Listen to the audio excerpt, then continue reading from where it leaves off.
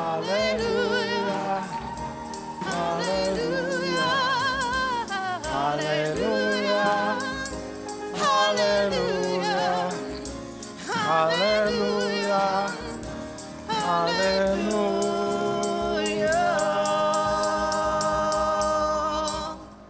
Have you ever used the excuse, I'm only human? Hands up, everybody in church. I haven't asked you yet, I'm going to ask the question. Hands up, everybody in church who's ever, including you, Father Hillary, everybody who's used that excuse, I'm only human. Who hasn't? You have never said, I'm only human? Okay, you just ruined the whole homily just with that right there. Many of us who are human do in fact use that as an excuse. But I would like to suggest to you this morning that that is actually an affront to God, so actually you're being good in that sense. Because when you say that, when God made Adam and Eve, or our first human parents, he said it was very good. He made them and he said, and it is good. So we operate and should operate out of the principle that we are blessed, we are loved, we are cared for, we are unique, we are perfect, and we are who God calls us to be. Amen? So when you operate out of that principle and somewhere along your life decide to actually believe it, to actually believe the words that Christ has said to each and every one of us, that we are all of those things, then and only then do you become the person that God is calling you to be the gift that you're called to be. G.K. Chesterton once said of the woman, he did an interview with the lady who was the founder, Mary Rees Kay, I think is her name, of Christian Scientism. What she said that what she did at Christmas time was she would sit in her sanctuary. I don't know what those people do, but I'm sure they're lovely people, but they pray the gift. And I think that's a beautiful thing. So she would pray in her church until everybody got, all her friends and family and congregations in their minds, got what God wanted them to have in their minds. G.K. Chesterton said to him, it is the most un-Christian thing I've ever heard. Because we are incarnate people. We are human. And Christ comes into us. God has made us like he has meant us to be and has given us the Christ child. And God has become human and has celebrated our humanity. So we are embodied spirits.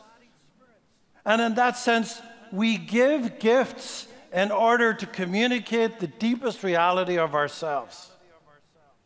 It is really not important the size, the shape, the cost, the reality of that gift.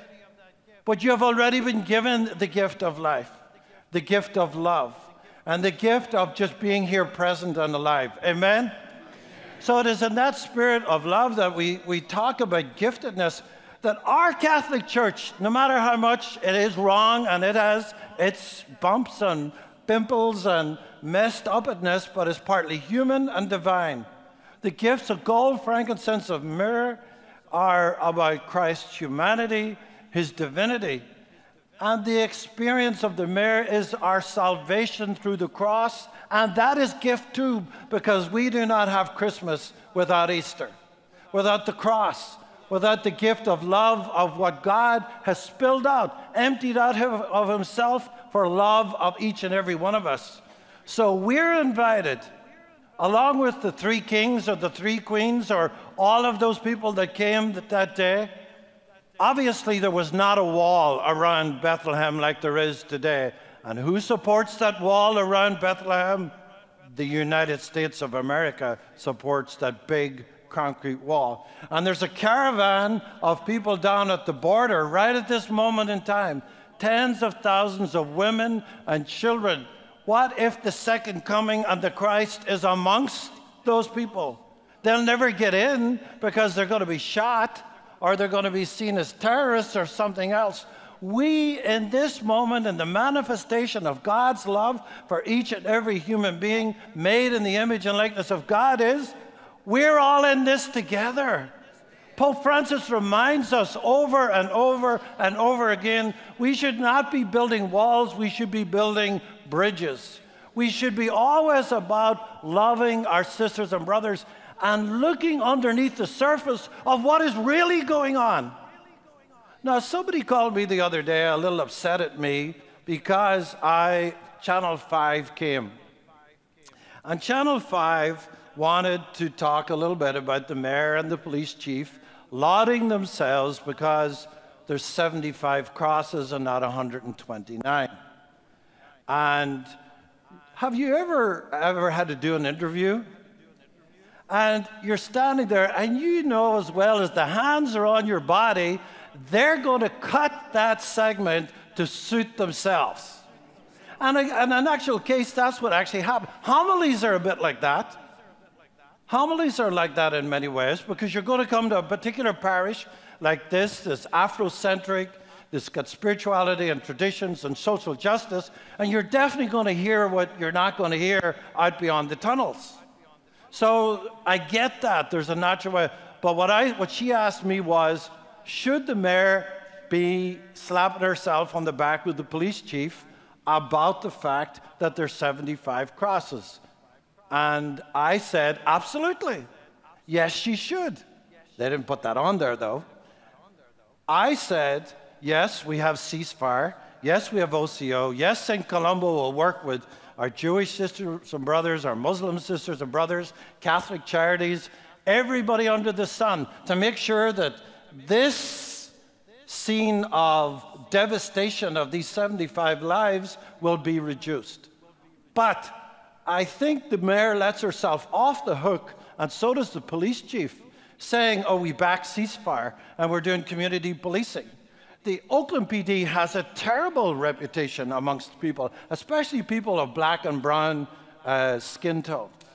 And in this day and age, they have to be working at that. But you have to look at what's underneath the poverty.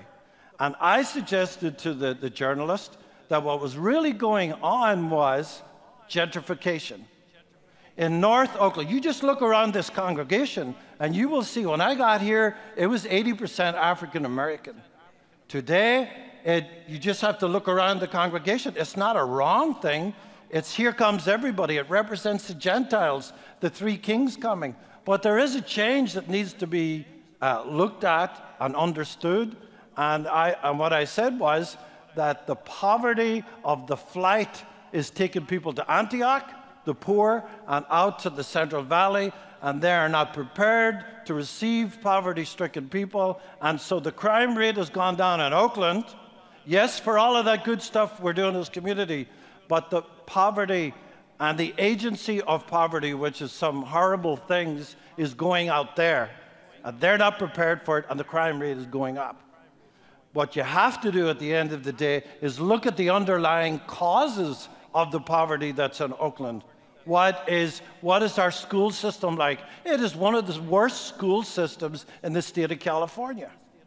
Our prison system, our social justice system, our police system, our housing stock, all jobs availability and training and all of that good stuff that we have. You know, our lovely governor is going to leave tomorrow, and he's going to leave with $6 billion in the bank. Well, I think that's a sin, because I think if you have $6 billion, which is the cost of that Bay Bridge, is sitting in a bank account, and there are children dying in Oakland for the want of the goodness of all of the things that need to happen, we should not be storing that money up, but we do need to have, on the other hand, good fiscal responsibility, and I wouldn't want to have those decisions to make. But the invitation is that we need to look at ourselves at the deeper realities. I cannot For the person who called, I set them all right, and I know there'll be others who will want to say, well, who does he think he is because of that soundbite? If you judge me on a soundbite, that's on you. That's on you. I don't care. I'm always going to speak up and speak truth to power because it's the right thing to do. Amen? So we must be about our gift. We must be our bliss. You and I need to either literally or metaphorically crawl on our hands and knees to that creche and be able to kneel down as a community and individually and present the joy and gift of your own life in all that that means. And giftedness is dangerous. I remember as the first time I started to work and got some money, I come home and I bought big gifts for all the family. And then at the end of the day, I got little gifts back. I was about 18. I was not happy.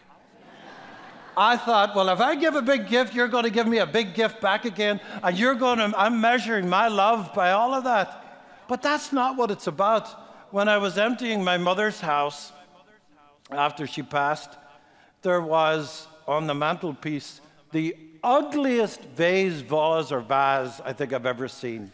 It was flowery and gaudy, and I think it actually had gotten broken and there was a crack in it. But it had pride of place in our house. Because when my grandmother died, it had come back to her. My dad, when I was about 8 years old, we were out for a family drive, and my grandmother saw it in a gift shop. My dad had almost died as a little kid in a car accident, so she loved him of the 9 more than all of the rest. So when Joseph was driving and stopped at the gift shop, my grandma saw that and says, only a mother could do this. Oh, Joseph, isn't that absolutely to die for? Well, what did he do? He went in and bought it. And I remember thinking, that is the ugliest thing I've ever seen. But she cherished that ugly vase. And so it's set in pride of place in her house. And when she went home to God, it came to our house, was put in the china cabinet with all the china and the glassware you never seem to get to use, and it sat there. So when I emptied my mom's house, I was emptying by myself, and my siblings couldn't do it.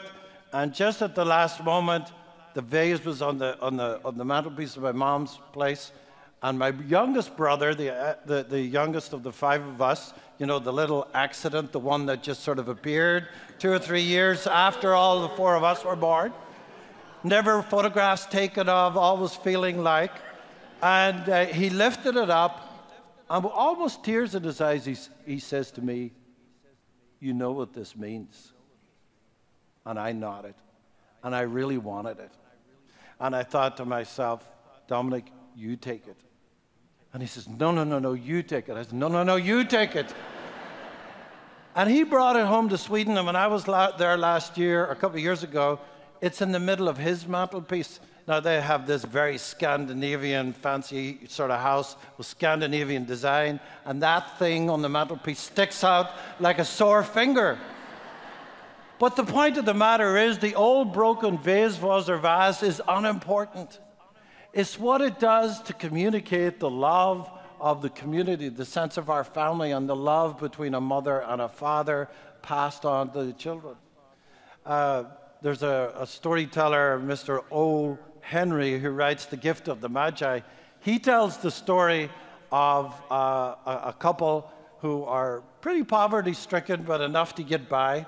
And the 2 of them are deciding what they're going to do for Christmas. So Christmas night, she has this beautiful long black hair. He has the watch. It is the one thing that he has in his life of value. She has the one thing in her life of value. So once the Christmas dinner is over and they go to exchange their gifts, she hands him a chain for his watch. And he starts to laugh. And she says, honey, why are you laughing? He says, because I sold my watch to buy you a beautiful comb for your beautiful long black hair. And the 2 of them looked one another, started to laugh, and said, let's have a drink. The story in gift giving is that when it's a fully functioning human being giving it to another one, you're communicating something beautiful. And that's what God is doing for us. He has promised us in the first reading the Christ. Paul is telling us that we should be like Paul. We need to also communicate that love, that gift, that giftedness that we have within us to one another. And in the reading itself, we are called to follow the light of the star. In this imperfect church, we have held on to the smells, the bells, the lights, the candles, the water, the touch, the feel of our humanity, and we embrace it all, and we should keep it all, because we are embodied spirits. We're invited to live our lives up as giftedness, that we are loved and cared for. So let us never again, ever say, I know you're going to do it anyway, I'm only human. Amen.